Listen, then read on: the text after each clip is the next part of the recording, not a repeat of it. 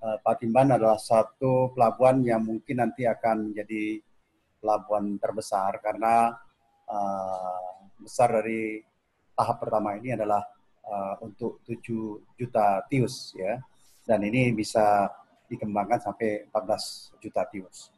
Nah, artinya kalau kita melihat bahwa Priok saat ini memang punya kendala karena pergerakan dari Bekasi, Kerawang, dan Subang yang merupakan pusat industri itu relatif kurang maksimal. Nanti ada suatu kolaborasi antara Priok dan Patimban sehingga sebagian mereka yang dari Bekasi Timur dan Kerawang itu akan menggunakan Patimban, sedangkan Bekasi Barat dan Tangerang tetap menggunakan Tanjung Priok. Nah, yang memang kita sudah rencanakan dengan baik bahwa ini diharapkan selesai bulan November dan dengan melakukan suatu koordinasi untuk penunjukan operator, di mana operator ini adalah operator yang insya Allah dikerjasamakan dalam dan luar negeri. Tentu kita yang mayoritas, diharapkan koneksitas daripada Patimban ini sangat baik dan menjadi hub. Kita memang sedang merintis beberapa pelabuhan-pelabuhan yang ada di timur daripada Patimban, itu diharapkan dikoordinasikan di Patimban agar direct call kita ke Eropa, ke Amerika, ke China, dari Patimban. Bahkan mungkin dari kawasan Sumatera juga kita lakukan. Melengkapi apa yang disampaikan oleh Pak Menko tadi bahwa total investasi sebanyak 43 triliun, di mana tahap 1 ini kita sudah laksanakan dengan 14 triliun, yaitu APBN, loan dari JICA, kita harapkan selesai tahun 2021, diikuti nanti tahun 2021 ke 2023 untuk tahap berikutnya sebanyak 9,5 triliun. Sedangkan lainnya tahap 3 dan 4 adalah kawasan-kawasan yang kita harapkan sebagai kawasan KBBU. Artinya kita akan lelangan tempat-tempat itu dan ada satu kesempatan bagi swasta untuk berkiprah di sana dan kita tidak menggunakan APBN lagi. Sesuai dengan arahan Pak Presiden dan memang sudah kita persiapkan dengan baik, kita akan operasikan ini insya Allah di kuartal keempat ini, November atau Desember. Kami sudah melakukan satu finalisasi FBC, bahkan kita juga sudah memberikan persetujuan atau Kementerian Keuangan sudah menyetujui KSPI dan juga pernyataan kelayakan proyek oleh PJBK, oleh Dirjen sudah dilakukan. Sekarang sedang melakukan suatu finalisasi dan prakualifikasi. Kita harapkan ini akan kita mulai pada bulan Desember itu adalah kita ekspor untuk otomotif. Kita tahu bahwa di daerah Bekasi dan Kerawang banyak sekali industri otomotif yang ada di sana. Berkaitan dengan aksesibilitas, sudah ada aksesibilitas yang dikerjakan oleh Kementerian PU. Tahap pertama ini memang connect ke Jalan Pantura, tetapi itu sudah cukup baik, di mana tahap pertama ini kita lakukan dengan Jalan Pantura, tetapi kita juga akan mulai membangun jalan tol sepanjang kurang lebih 30 km nanti dari Patimban menuju ke jalan tol. Saya terima kasih kepada teman-teman Menteri ya, Pak Menko Perekonomian, Menko Maritim, Pak Menteri ATR, Menteri PU, Pak Gubernur Jawa Barat itu memberikan support. Jadi tanah yang kita butuhkan sebanyak 360 hektar relatif sudah dalam finalisasi. Jadi satu prestasi yang baik yang dicapai, kolaborasi kita berjalan baik dan kita harapkan apa yang menjadi arahan Presiden bisa kita laksanakan dengan baik. Saya mungkin akan menjelaskan tahapan secara makro dulu, baru tahapan pembangunan sekarang.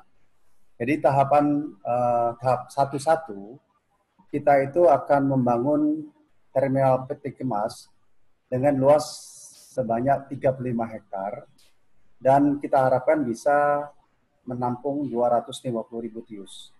Dan terminal kendaraan seluas 25 hektar, kita harapkan bisa mengekspor 218.000 kendaraan. Ya. Tahap 2 itu kita akan lakukan tahun depan sampai tahun 2023. Kita akan membangun 66 hektar dan kita akan punya kapasitas sebanyak 3,7 TEUs dan terminal kendaraan dengan 382.000 kendaraan. Dan di sini kita udah mulai membangun terminal Roro ya sepanjang 200 meter. Ya. Sebagai informasi bahwa tahap 1-1 dan 1-2 ini, tahap 1-1 itu 14 triliun anggarannya, loan dari JICA. Tahap 1-2 itu loan dari JICA juga 9,5 triliun. Jadi keduanya adalah dari APBN. Nah, baru saya jelaskan bahwa kita ada tahapan lagi di mana akan dikerjakan tahap kedua, yaitu terminal peti kemas menjadi kapasitasnya 5,5 juta TEUs. Ini KPBU, artinya nanti swasta yang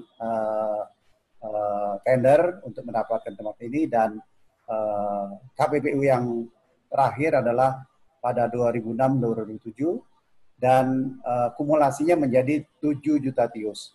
Nah, kalau 7 juta TEUs itu berarti size dari enclave ini bisa sama dengan Priok. Kita punya kesempatan untuk menambahkan enclave lain yang besarnya sama dengan itu, sehingga menjadi 14 juta TEUs. Kita bandingkan bahwa Singapura itu sekarang sudah lebih dari 30 juta TEUs. Harapannya kita akan compete ya dengan Singapura dan Portland dari Malaysia.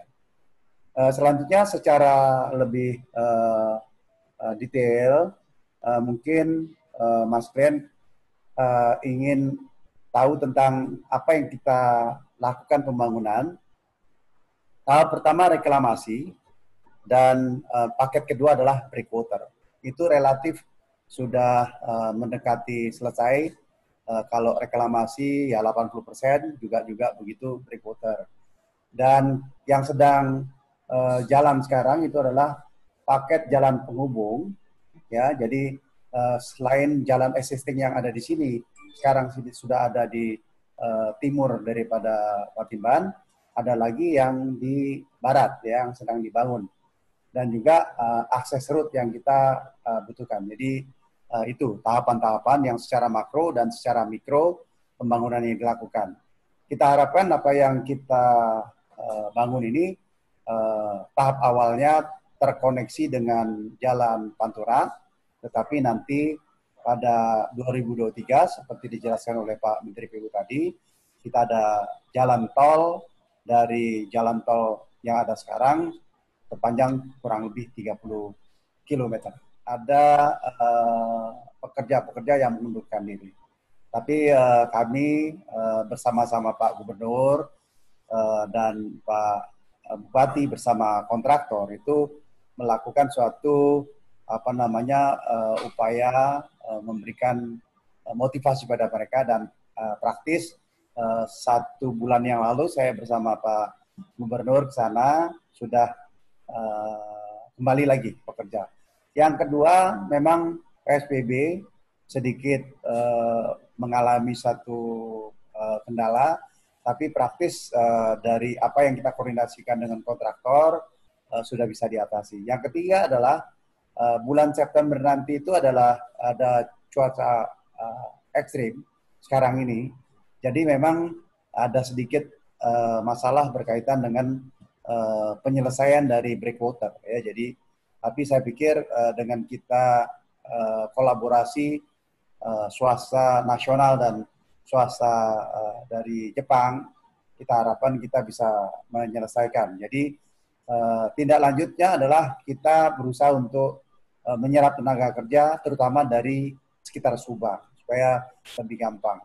Yang kedua, kita juga mengupayakan mengendalikan mobilitas pekerja dan pengecekan kesehatan, karena kita juga tidak ingin proyek ini kita jalankan dengan cepat, tetapi ada masalah dengan kesehatan. Nah, oleh karenanya kami menginstruksikan pada kontraktor dan operator yang ada di sana sekarang ini, pekerjaan itu juga dilindungi, mengikuti protokol kesehatan. Dan kita juga akan merespon ya cuaca yang kurang bersahabat ini dengan teknologi tentunya. Demikian Mas Glenn.